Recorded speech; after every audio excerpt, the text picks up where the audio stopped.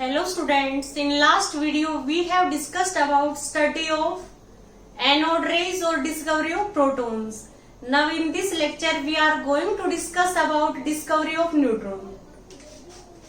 अब हम देखते हैं कि जो मोस्ले साइंटिस्ट है उसने 1913 में काफी एक्सपेरिमेंट परफॉर्म किए और जो उसने एक्सपेरिमेंट परफॉर्म किए वो किस लिए किए? To calculate the exact charge present on the nucleus.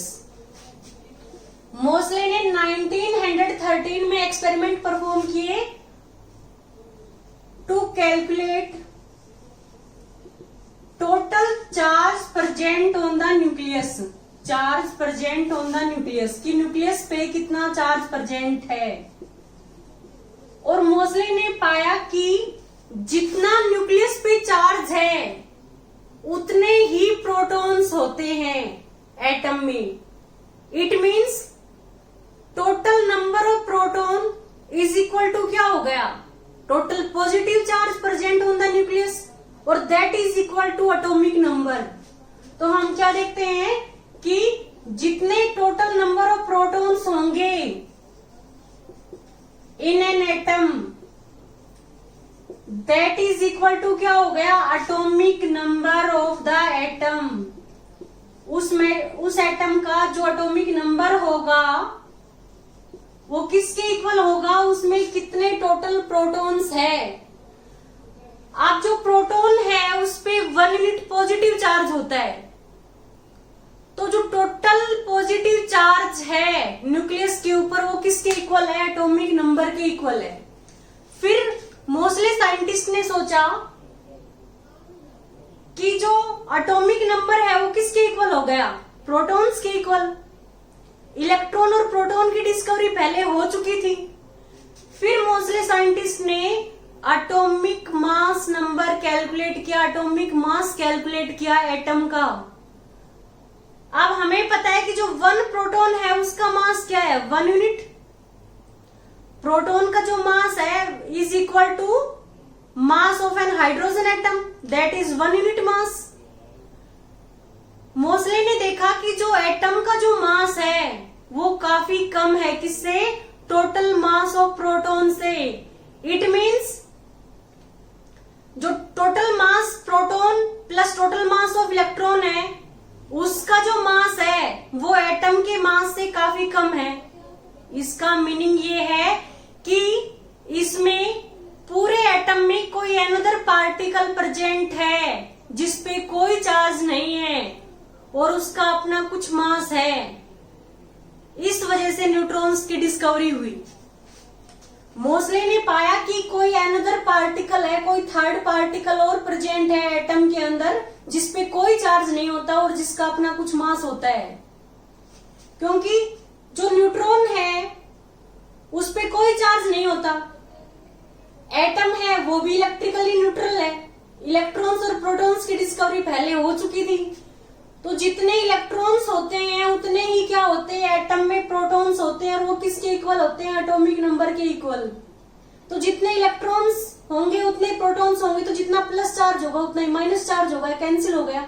Overall atom क्या होगा? Electrically neutral. To find out the third particles, Chadwick scientist in 1932 performed some experiment, some scattering experiment. He bombarded alpha particles on lighter elements and found that some neutral particles are emitted from the reaction. अब जो Chadwick scientist है उसने कुछ experiment perform किए। Chadwick इन 1932 क्या क्या की? कुछ लाइटर एलिमेंट्स है जैसे बेरिलियम है, बोरोन है, उस पे अल्फा पार्टिकल्स की बम्बार्डमेंट की। और अल्फा पार्टिकल्स किसके इक्वल है? हीलियम न्यूक्लियस के इक्वल, जिसपे 2 यूनिट पॉजिटिव चार्ज होता है और मास कितना होता है उसका? 4। तो क्या होगा कि जब बेरिलियम का एटॉमिक नंबर 4 है और मास क्या है? 9 है। बोरोन का एटॉमिक नंबर 5 है और मास क्या है? 11 है। जब चैडविक साइंटिस्ट ने अल्फा पार्टिकल्स की बम्बार्डमेंट की लाइटर एलिमेंट्स पे, तो उसने क्या देखा कि कुछ पार्टिकल्स एमिट हो रहे हैं जिस पे कोई चार्ज नहीं है और उसका मास क्या है 1 यूनिट मास। उसका मास किसके इक्वल है 1 unit mass, that is equal to mass of hydrogen atom. अब हम देखेंगे यहाँ पे कितना हो गया 9 + 4 13, यहाँ पे 1 हो गया। तो इसका मीनिंग क्या है कि यहाँ पे जो एटम है उसका मास कितना है 12 है, क्योंकि इधर जो मास है टोटल वो इनकी मास के इक्वल होगा according to law of conservation of mass. Total mass जो रिएक्टेंट का है वो इक्वल टू क्या होगा total mass of product.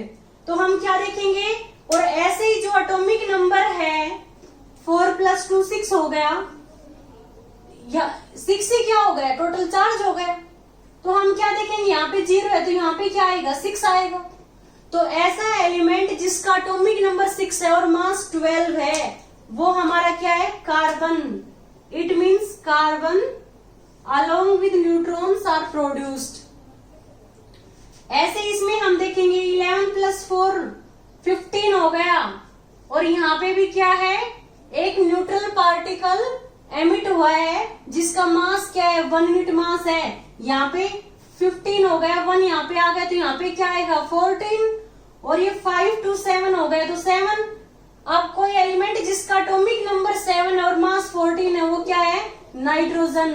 It means nitrogen is emitted along with neutrons.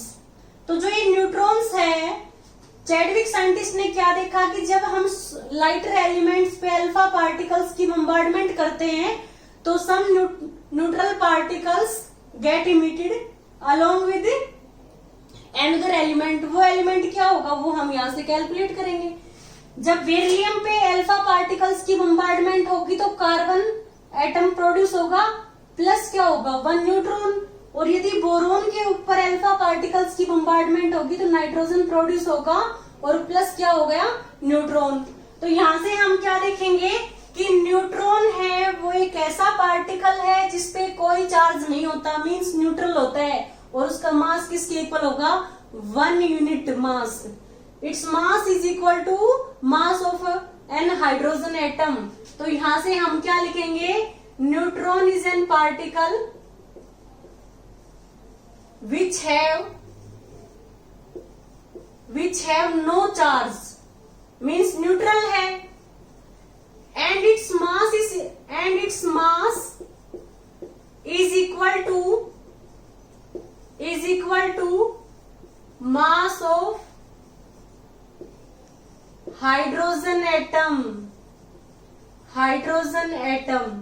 Neutron है वो एक ऐसा पार्टिकल है जिसपे कोई चार्ज नहीं है और उसका मास किसके इक्वल है हाइड्रोजन एटम के मास के इक्वल। यदि हम तीनों टाइप के पार्टिकल्स की बात करते हैं, अल्फा बीटा और गामा पार्टिकल्स की बात करते हैं, तो जो रेडियो एक्टिव एक्सपेरिमेंट है उससे इन तीनों पार्टिकल्स का पता चला कि जो अल्फा पार्टिकल्स है वो हीलियम न्यूक्लियस के इक्वल है। उस पे क्या होता है 2 यूनिट पॉजिटिव चार्ज और मास किसके इक्वल होता है 4 के इक्वल।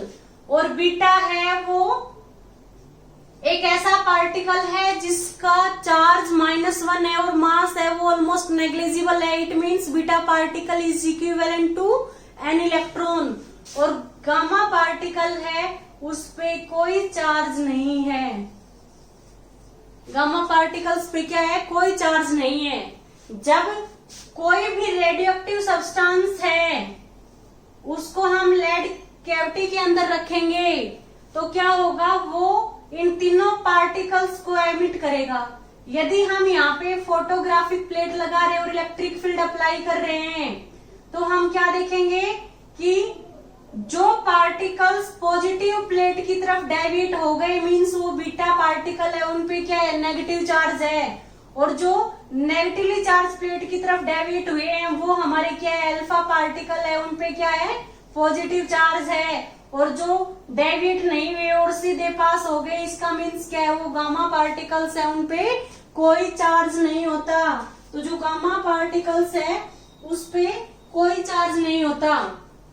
ऐसे ही हम क्या देखेंगे, हमने यहाँ पे देखा है ना कि जो हमारे अल्फा पार्टिकल्स की बम्बार्डमेंट हुई लाइटर न्यूक्लियाई पे, तब क्या हुआ, न्यूट्रॉन्स प्रोड्यूस हुए।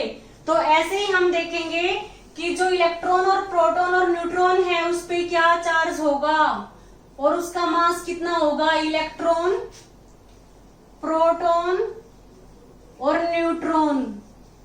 तो यदि हम चार्ज देखेंगे तो इलेक्ट्रॉन पे चार्ज क्या होता है, -1, 1 यूनिट नेगेटिव चार्ज। प्रोटॉन पे क्या होता है, 1 यूनिट पॉजिटिव चार्ज। न्यूट्रॉन पे कोई चार्ज नहीं होता। और जो ये चार्ज है ये किसके इक्वल होता है, 1.602 इंटू 10 की पावर -19 कूलम। इलेक्ट्रॉन पे नेगेटिव साइन आएगा, प्रोटॉन पे पॉजिटिव साइन आएगा, न्यूट्रॉन पे कोई चार्ज नहीं होता। ये 1 यूनिट चार्ज है। ऐसे मास देखेंगे तो इलेक्ट्रॉन का जो मास है वो 9.1 इंटू 10 की पावर -31 kg होता है। और प्रोटॉन और न्यूट्रॉन का मास इक्वल होता है, और किसके इक्वल होता है, 1.67 इंटू 10 की पावर -24 ग्राम भी कह सकते हो। और यदि आपको किलोग्राम में कन्वर्ट करना है तो 1.67 इंटू 10 की पावर -27 किलोग्राम। यहाँ पे भी 1.67 इंटू 10 की पावर -27 किलोग्राम। तो ये जो हमारा मास है ये 1 यूनिट मास है, 1 यूनिट मास।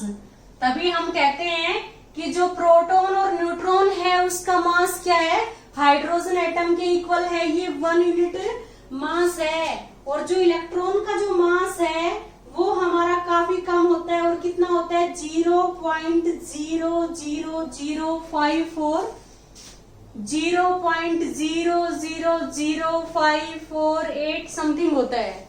तो हम क्या देखेंगे कि 0.000 ऑलमोस्ट क्या हो गया, 0 के इक्वल हो गया। तभी हम कहते हैं इलेक्ट्रॉन्स का जो मास है ऑलमोस्ट नेग्लिजिबल होता है। प्रोटॉन और न्यूट्रॉन पे क्या होता है, 1 यूनिट मास होता है। इनका मास किसके इक्वल होता है, 1 हाइड्रोजन एटम के मास के इक्वल। 1 हाइड्रोजन एटम का मास कितना होता है, 1.67 इंटू 10 की पावर -24 ग्राम। और किलोग्राम में चेंज करना है तो 1.67 इंटू 10 की power -27 kilogram. Okay, thank you students. यदि आपको इस लेक्चर में कहीं कोई डाउट हो तो प्लीज आप हमें कमेंट बॉक्स में कमेंट करें। Okay, thank you students.